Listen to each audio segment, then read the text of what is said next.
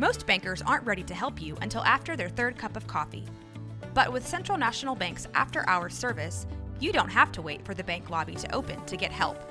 You can contact us from 6 to 8:30 in the morning or from 5 to 10 in the evening, and we'll connect you to a real, live, local person who can answer questions and fix problems 7 days a week. Bank different. Bank Central. Central National Bank. Member FDIC.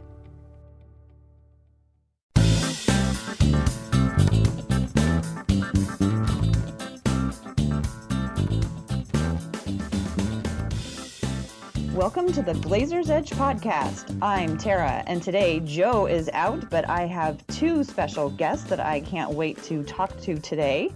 First, we have friend of the show, sports reporter for the Oregon Sports Beat, and Blazers Edge contributor, Ashley Williams. Hi, Ashley. How are you today? I'm good. How are you guys? We are hanging in there. We're in the middle of a windstorm. Do you two have wind blowing all around? Yes. Oh, yeah, it's terrible. Well, let me introduce our second guest. Today we have with us college student and play-by-play high school announcer, Sean Phillipson. Sean, welcome to the show. Thank you, Tara. Glad to be a part of your podcast. Glad to have you. And like I said, with the wind swirling all around us, we could lose power at any moment, but we will press forward and see how it goes. Last night, the Trailblazers beat the Timberwolves in a come-from-behind game, which gave them a 1.5 advantage over the Denver Nuggets. So we are still holding on to the 8th spot. Sean and Ashley, I think you were both at the game last night. I watched it from the comfort of my rocking chair at home. How was the atmosphere last night? That was an interesting game because, boy, the first half of that was rough. Sean, what did it feel like in the arena last night? Well, I think you hit the nail on the head. It was rough in that first half or three quarters, however you want to put it in there. But, the Blazers looked off. They looked a little confused, disorganized. The floor spacing wasn't there. And early on, Myers Leonard, he had some open jump shots from the perimeter, but were missed. And hearing the fans boo him, kind of a no surprise when he's having this kind of a season. I was pretty shocked. I'm always shocked when I hear booing, and that was no exception. Ashley, did you hear the booing when Myers Leonard was missing shots? You guys slightly sound like robots, so I'm trying. I know that it's my service because of this storm. I actually was late to the game, like halftime late. Because I'm covering the Nike Hoop Summit this week, so I had to get a story done. Oh, so you didn't have to watch the first half. Score. You came to the right half. Right. So I was checking the score, and they were down, and I was like, oh, should I even go? And then we got there, and then it was like a complete turnaround. Allen had such a great night. I'm really proud of him. Yeah, that was fantastic. But so it sounds like you were, by the time you got there, I don't think Myers Leonard even got in the game much for the second half. So you probably didn't hear any of the crowd booing him. What do you think about when crowds boo their own players? Sean? Well, yeah, let me get in with this. Well, like I said, it's a no surprise with how Myers Leonard is producing right now, just because you're hearing the boos. And when you hear that, bad things happen. So granted that, I mean, he's averaging 5 points per game, 3 rebounds. He's not as efficient, much less consistent that Blazer fans wanted to see from him. So again, once that happens, you're going to get some boos your way. It happens to any team in the NBA, quite honestly. It happens. What I really think, and maybe I just have rosy glasses on, but what I think often happens in that case is that people are watching in the arena or they're watching at home, and somebody that you really want to hit a shot misses the shot, and you just kind of groan, and everybody just kind of comes out spontaneously with this disappointed boo, but they're not like at first actively booing somebody. It's just a whole bunch of people had the same reaction at the same time, and it ends up sounding like the whole crowd, or it never really sounded to me like the whole crowd, but it suddenly sounds like people's disappointment suddenly sounds like pointed booing. And so did you get I wasn't in the arena. Did you get the feeling that it was a case of like people were mad at Myers Leonard and they were like, stop, or they were just like, oh, that was so disappointing? Because it seemed that it sort of tapered off not long after it started as well. So maybe people like pulled back and were like, whoa, maybe we shouldn't be doing this. Yeah, I agree with you, Terry. Yeah, the first part you said about stop at the jump shots, Myers, that type of vibe where I was sitting. It was that kind of night for the fans. They just did not want to see him play on the court, much less shoot. Granted, his numbers didn't really open up a lot, but he did some good things. He did set some good screens. He did make a jump shot in the second half, so that got the Blazers, and their fans a little excited because it's like, finally, we needed this sooner, and we were able to pull through. Yeah, one thing he's, I think, always been able to do, at least this year, is he has been able to set those screens, and he's been able to not only set one screen at a time, but he seems to have the ability to set a series of screens. Yes. When Nurkic came in, Nurkic really took on a lot of that, because, of course, he also took a lot of the minutes. But it seems to me with Nurkic out, Dame seems to be very quickly started struggling with his shooting. And I'm wondering if the part of the struggle with the shooting is that he's lost Nurkic's screens. Myers Leonard minutes have gone down, and he hasn't been able to set as effective screens for Dame. And maybe that has contributed to Dame's shooting slump. Is that a theory that, has any water or is way off base, or what do you think? I think it's that kind of theory. If Myers has a good game setting screens and getting the proper spacing for Lillard or CJ for that matter, or even Allen Crabbe, then there's going to be good games. And matter of fact, I really feel like there should be a stat line for screen set, pick set for Leonard, just because he is one of those guys that can do it. But if he comes off the wrong way or the wrong kind of spacing that Terry Stotts wants, then you're going to see the production go down, not just from Myers Leonard, but all the perimeter players for the Blazers. Yeah, and I really do think that I think that might have something to do with CJ and Dame, and whether or not it's they just don't have quite as much space, or they can't get into quite the same position as they were able to get in, 10 games ago. I'm hoping that's something. I guess what I'm saying is I'm not sure it's a shooting slump so much as a positioning situation that they need to work out, in practice. And like now we're at the part of time where they don't get practice. It's just like play, rest, play, rest, play, rest. So I hope that they can work it out. So at the end of the third quarter last night, I was watching and I looked at the box score. At that time, CJ was 8 for 17, Dame was 5 for 17, and Crabbe was 4 for 5. So I noticed that and tweeted out, I'm not the coach, but maybe try and get Crabbe the ball some in the fourth. And it sounds like that was not a outrageous idea. And it sounds like that was something that everybody was like, yes, Crabbe is shooting. Let's get him the ball. And oh my gosh, was that exciting or what? It was exciting. It was nice to see him bust out big time. He had, 25 points, 8 threes in the game, plus 13. And that's coming from, I feel, the true six man, if not the very best in the Blazers bench right now. Don't forget, Evan Turner played a terrific game off the bench as well. He has some big shots in the game as well. And, Blazers went, 8 deep in the bench, and it worked very well to their liking. You mean they had an 8-man rotation? Yeah, 8-man rotation. They kept it pretty tight last night.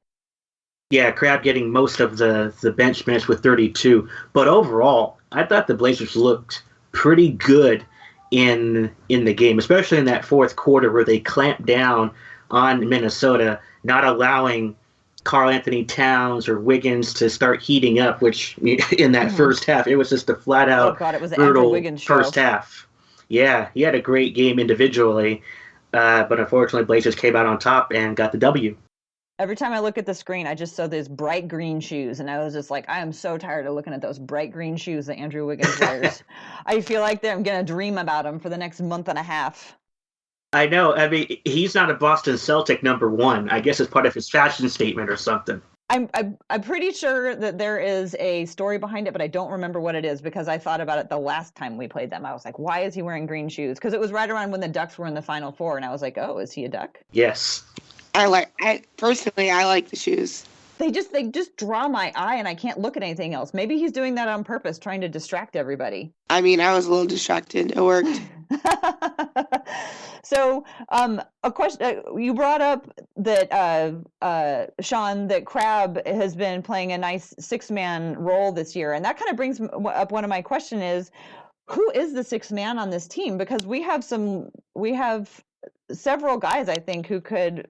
Between Crab and Turner, and then when Mo comes off the bench, he's critical. So, who do you think should be our 6th man of the year?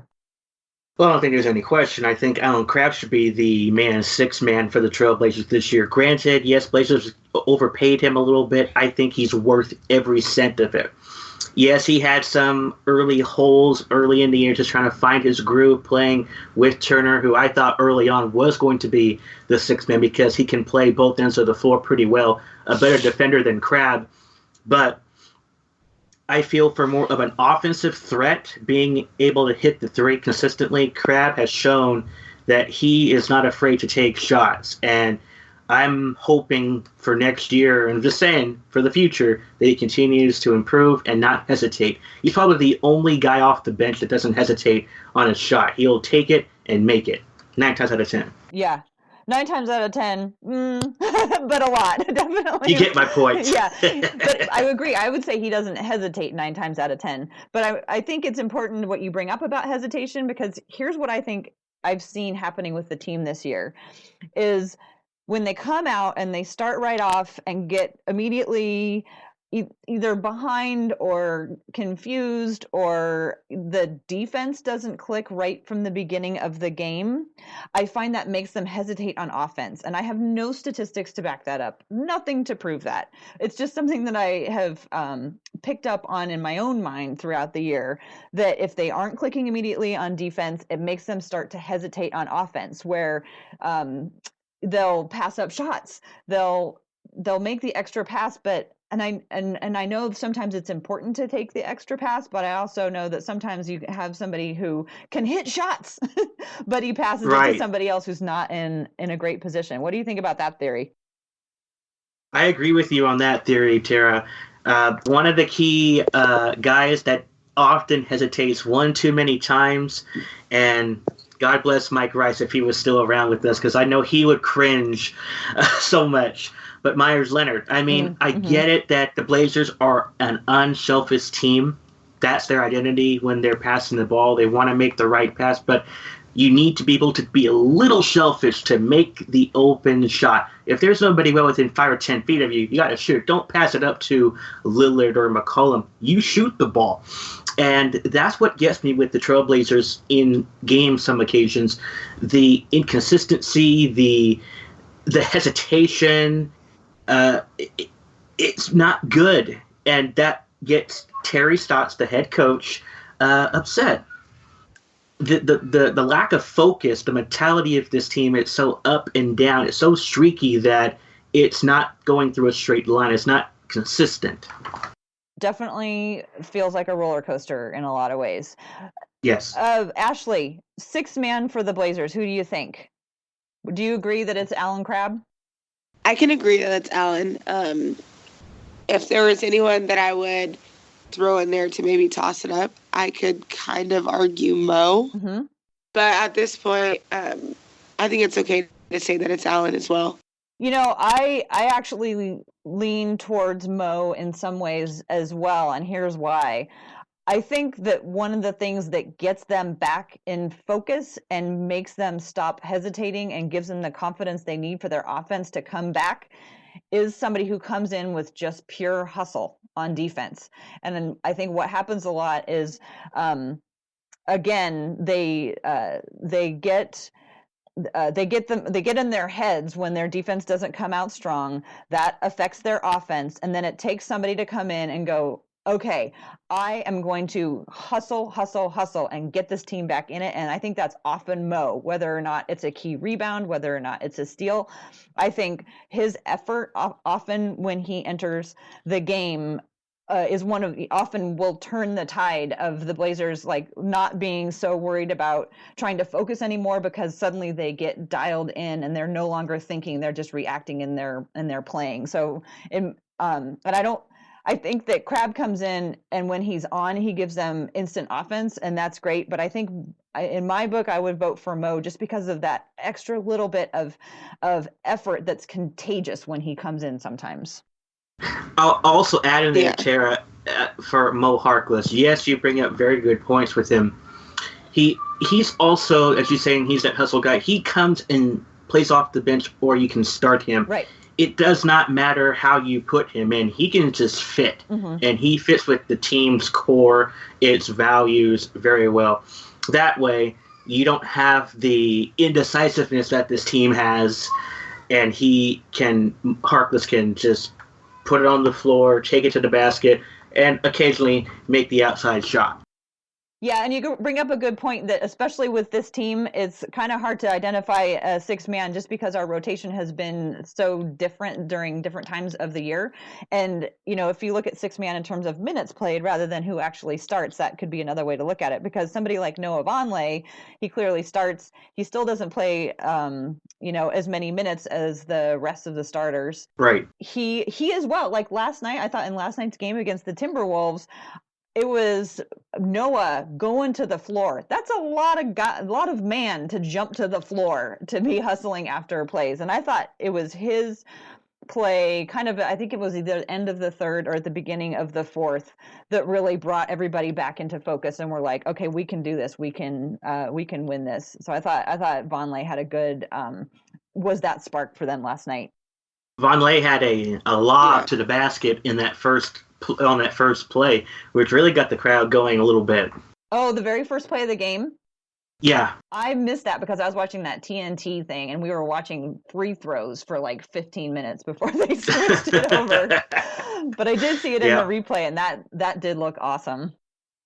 Okay, I thought last night's game was kind of a mirror of the season in terms of getting off to a rough start, kind of searching for identity. What are we doing in this game? How are we going to play?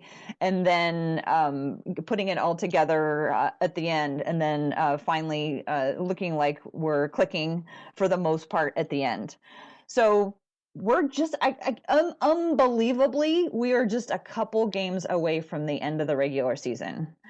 Did this season seem long or short to you two? It kind of felt a little long. I don't know why I feel that way about it, but it just did. Just because with everything that's going around in the league, there's nothing that's really bringing the extra pizzazz, that extra flair to make it, run straight through the season and all. It just felt very slow. Nothing really popping out. How about you, Ashley? Yeah, I think that it started off going by fast, typically how it does.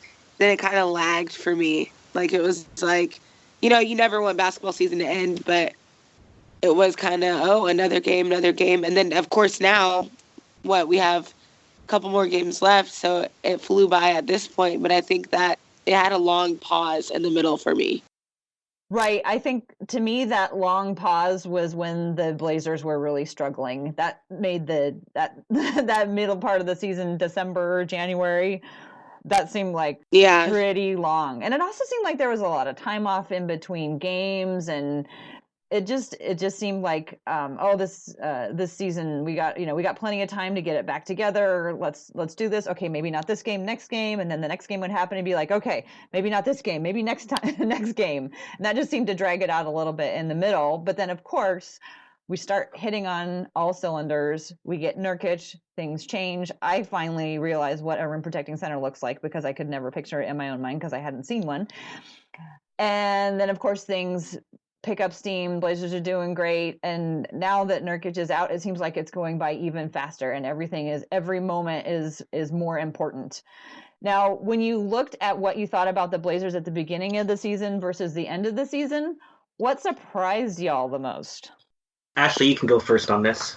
I don't think it surprised me that much, but I could just see that it surprises a lot of people how hard they still try. Because a lot of people will tell them, Blazers are terrible. They're not going to make the playoffs. Why would they even try? They're going to lose in the first round. But you never see them truly give up.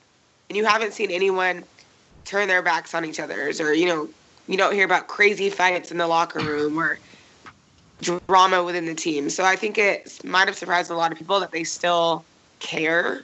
It didn't surprise me just because I know that's how the ship is run. I don't know. That's how, the leaders on the team, that's how they are. So I don't think I was really surprised about anything. Well, I think that's a really great observation, though, because it could have happened at any time. According to the regular narrative of the NBA, there was always that opportunity could have come that, they have the players only meeting and they air the airing of the grievances or whatever. But that never came out like that. It just was we don't know what's wrong. We're going to just keep playing through it. Absolutely. Yeah. For me, earlier in preseason, I literally thought this team was going to be really good. With Evan Turner because of his defense and good shooting, I thought this team would just click from game one. But we know it didn't turn out to be that way, and they have somewhat regressed. And I think we need to take that into consideration. They had some losing streaks during the year.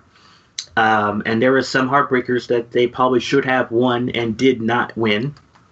But here they are, Blazers in 8th place still, a game and a half ahead of Denver. And possibly, who knows, if Grizzlies lose out, they could get that 7th seed. But it's going to take a lot of luck to do that. But overall, Blazers,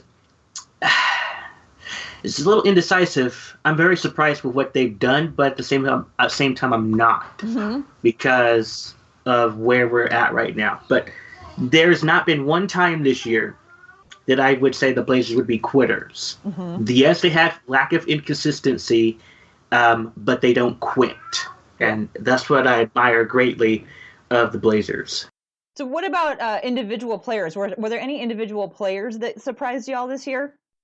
Yes, I'll go for this one.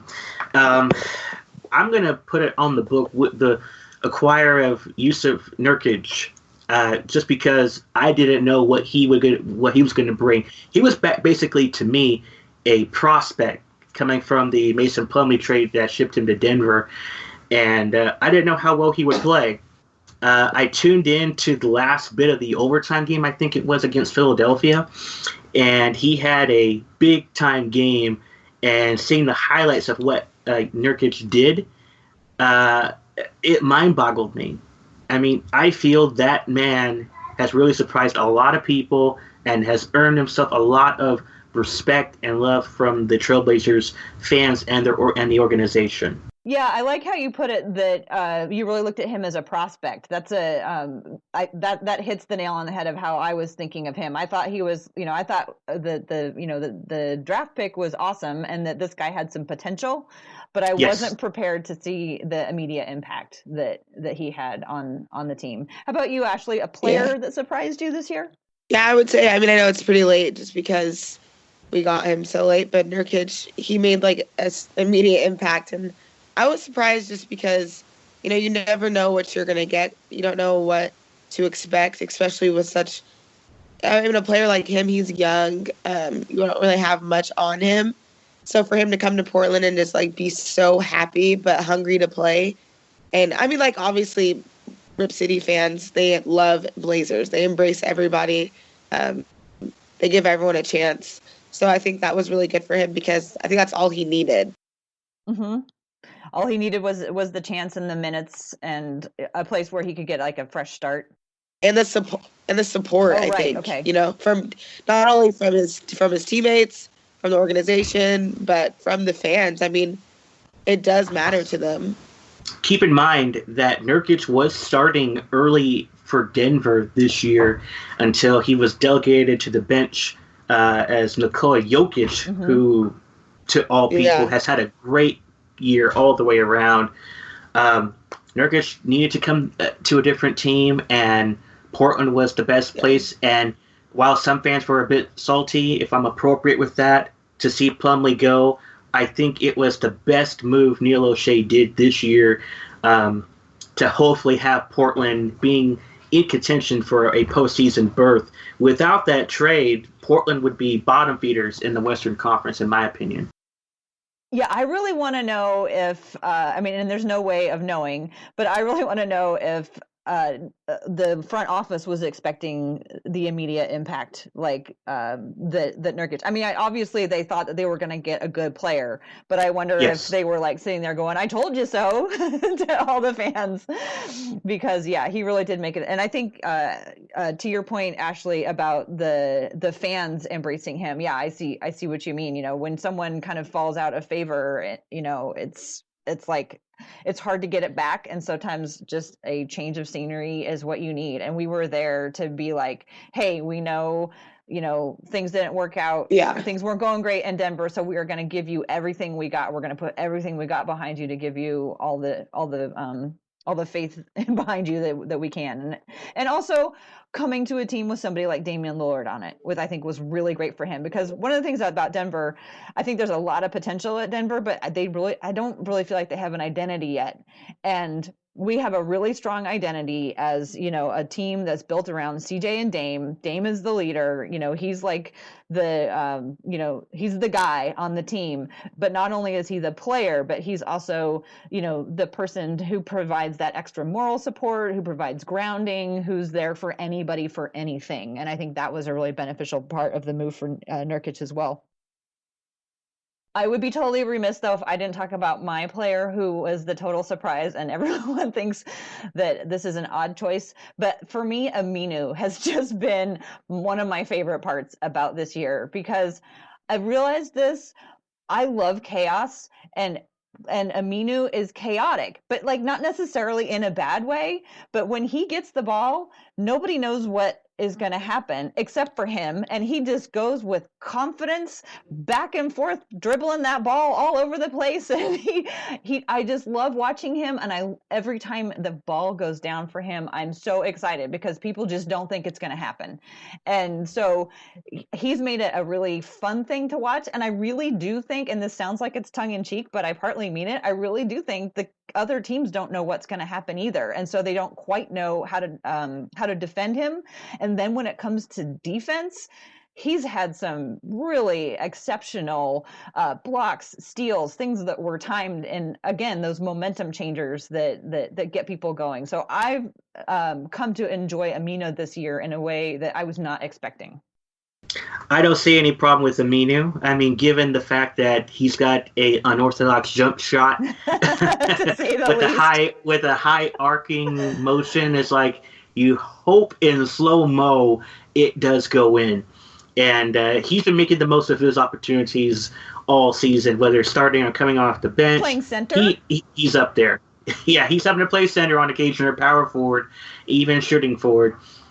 But he's been doing it great. Yes, I'll add that in there too, Tara. He has been terrific. And I think a lot of it is because we haven't had Ed, and so that's given put more on Aminu's shoulders. But he's really handled it well. What do you think, Ashley? Yeah, I like Aminu a lot. I think it's funny, because I think last time we spoke, we talked about this a little bit, because you were upset how, some people, I guess, in the league or the media who cover the league think that he's useless and, you should be freaked out every time he touches the ball. Zach but Lowe. I think he's so valuable. I'm going to write a strongly worded email to Zach Lowe and ask and tell him what I think about him saying that he doesn't like Al-Farouq Aminu's pointy elbowed jump shot. But no, I think that's one of the things that makes the game enjoyable, makes the season fun, is when you see players play outside of themselves or just play differently than expected. I was thinking about it this morning, and some teams, I think, their seasons are just like a race, like when you go to the amusement park and it's like a go-kart race, and you just get in the go-kart and you just go and go and go and until you get to the finish line first. And that is like, the team from the Bay Area, the teams who just, even though they have injuries and have things that they that are risk to them presented throughout the season, they still just charge straight forward ahead, and they're just going to get there first. And then there's teams like the Blazers, and they're more like the rickety old beloved roller coaster that, like, intellectually got to be safe because otherwise they wouldn't let you jump on it, but in the back of your mind, like, oh man, this whole thing could just fall apart at any time.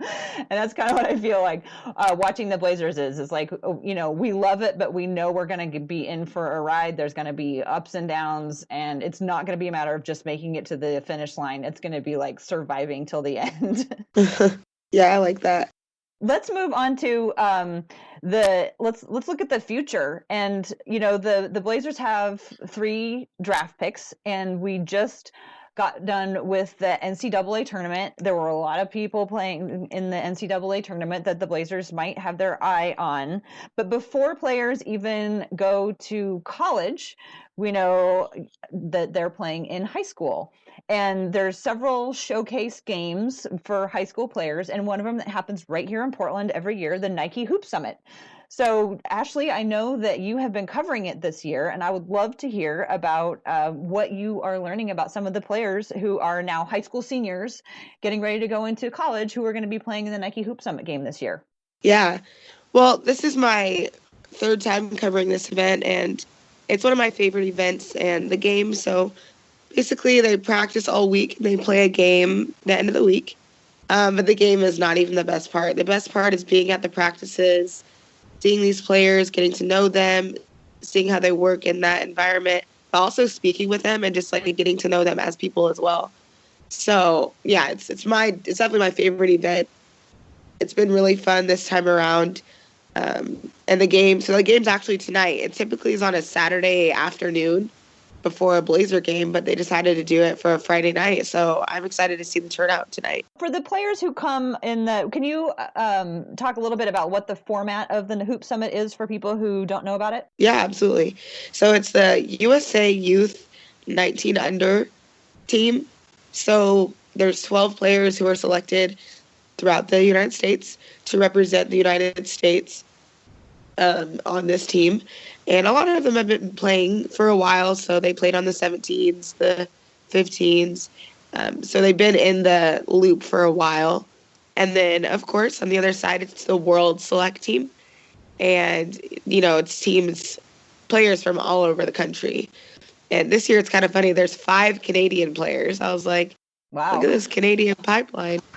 Yeah, and the coach is from Canada as well. So, but yeah, there's from Canada, from Jamaica, from, to this year, Spain, Australia. So they're really all over. And it Lithuania. It changes every year. So it's really exciting. It really is. So, Sean, I know that you call high school games, and I don't know if you've ever called a game that had a Hoop Summit bound player in it, but I know that college or high school ball looks different from college ball, which looks different from NBA.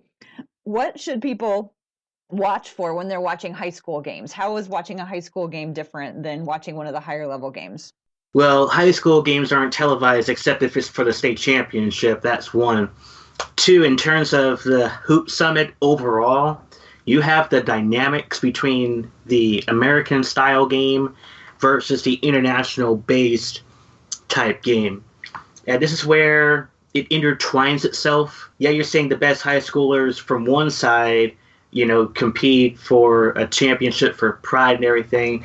In the Hoop Summit, it's similar to the same thing, pride, but it's more for the scouts and for the people to see, how these athletes are in terms of style. Are they going to be a post-up player? Are they going to be a pass-first big man? All that type of stuff. There's so many dynamics. It's also kind of fresh. It's one of the most interesting events that people are going to see every year in the Hoop Summit.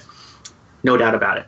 So I got two follow-up questions. One, I think it's interesting what you say about how you're really seeing the scouts are looking and trying to figure out what kind of a style a player might develop in, because I hadn't really thought about the fact that players end up like in the NBA known as a specific style or whatever, but that had to start somewhere. And so it sounds like you're saying that in high school this game is a chance for scouts to look at players and kind of determine this player looks like they might be built for or have the instincts for a certain type of play. And so the hoop sounds like a hoop summit is a good place to look for that kind of thing. Correct. Yes, without a doubt. And it has to be. I think the biggest.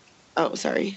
I was going to say, yeah, and it has to be in that right style for the player to fit into the college system. Kentucky, Duke, the Pac-12, all those teams, no doubt. What were you going to say, Ashley? I think the biggest, a lot of people ask me, what's the difference between high school and college and NBA? And I think the biggest difference is high school, it's more of a player-oriented play because you kind of get the players and then you have to work with who you have to get where you want to be, as opposed to college is like you choose a college because the coach, because the team, because the style and just the brand and how they run everything. So that's the biggest difference for me when you just watch a raw high school team as opposed to like a college team. It's a system and how it's going to be run. So when they show up for the Nike Hoop Summit, though, they don't play together. So that's a little bit more of an opportunity to like see how they gel when they're not around their regular play with their regular players. That's an interesting distinction. I want to go back to one more thing that Sean said when you talked about the American style versus the international style.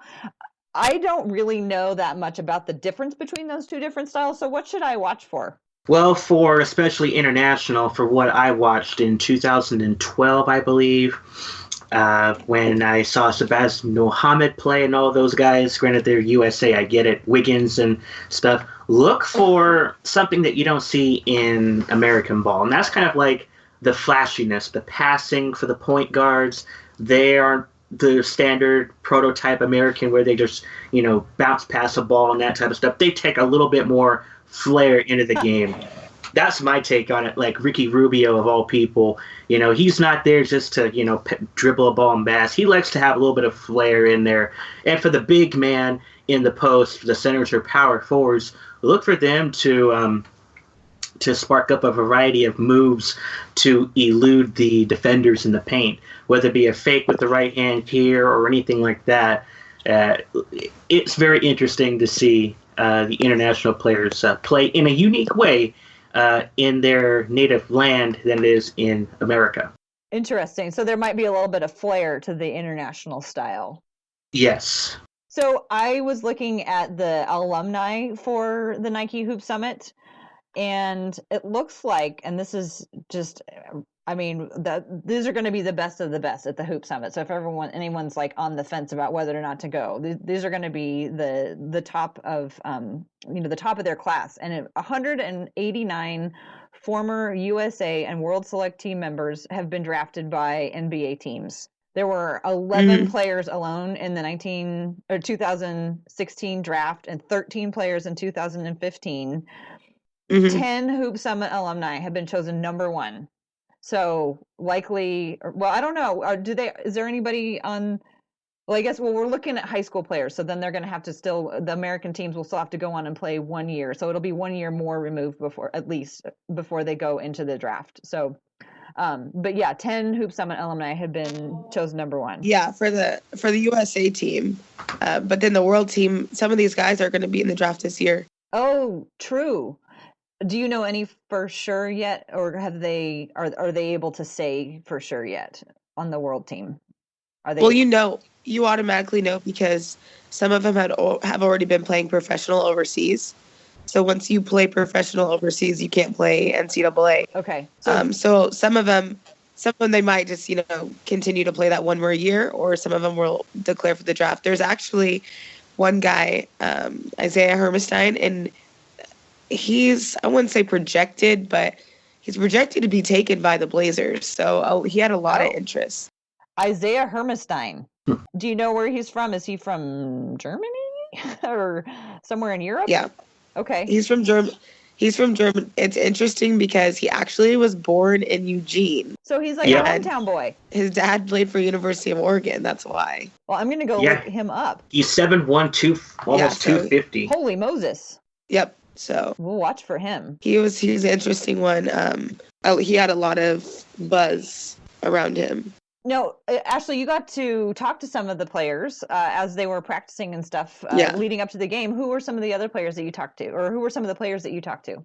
I've talked to a lot of them. So, of course, I had to talk to Michael Porter Jr. He's the #1 player in the nation right now. Mm-hmm. And he was committed to go to University of Washington, but unfortunately, Coach Rohrmeyer was let go, and his dad actually happened to be on staff as the assistant.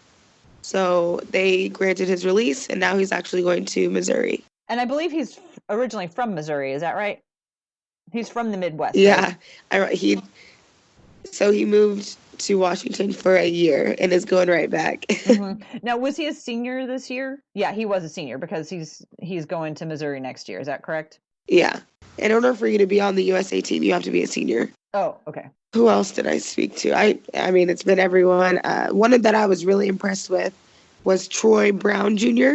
Excuse me. He's actually going to University of Oregon next year. Oh, okay. Troy Brown Jr. Yeah, he's going to University of Oregon. He's from Vegas. Sean, I know that you had looked over the roster. Any other players jump out to you? A couple guys standing out. There are a couple. Jaren Jackson Jr., the son of former NBA forward Jaren Jackson, who won a title with the Spurs back in '99. We already know about Michael Porter. Gary Trent Jr., another former kind of alum from former Trailblazer Gary Trent Sr., who played 3 years with the Trailblazers. I'm interested to see how he will fare. That's cool. Gary Trent's kids kind of play. That's cool. Now, remind me, did Gary Trent play point guard?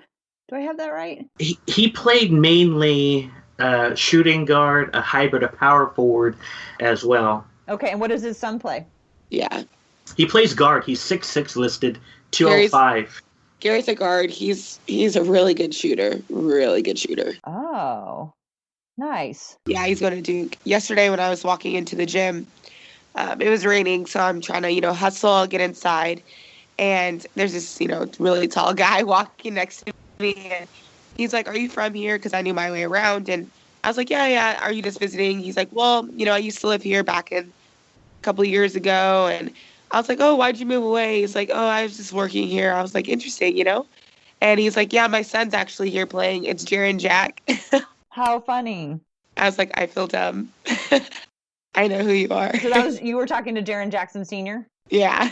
He's like, "Yeah, I used to live here. It was a lot different back then." That's like a understatement. Yeah, I used to work here. Like, oh, really? Were you, did you work out at this place? That's funny. Well, I looked a little bit into the history of the Trailblazers at the Hoop Summit, and there's actually 22 current and former Blazers in the Hoop Summit. Can y'all name the 4 current Blazers who played at the Hoop Summit? Let me think about who's on the roster. I'm sure Aminu was in there. That's one of them. Yep. Who? Al-Farouq Aminu. Yeah, Aminu. I want to say Ed. Yeah, they played in the same year. Yeah, Ed, Aminu. No. So Noah Vonleh played? Yeah, Noah. Yeah. And Myers Leonard was in it. Myers Leonard played. Oh yeah, Myers. Myers was. Yeah, and he played in the Hoop Summit with Will Barton.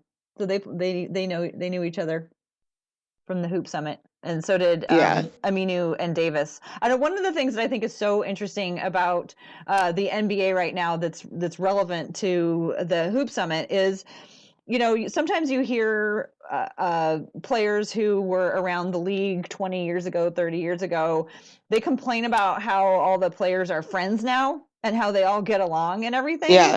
And it's because a lot of it is because of this system, and because they've played each other. They didn't start playing each other in college. They actually started playing each other much earlier.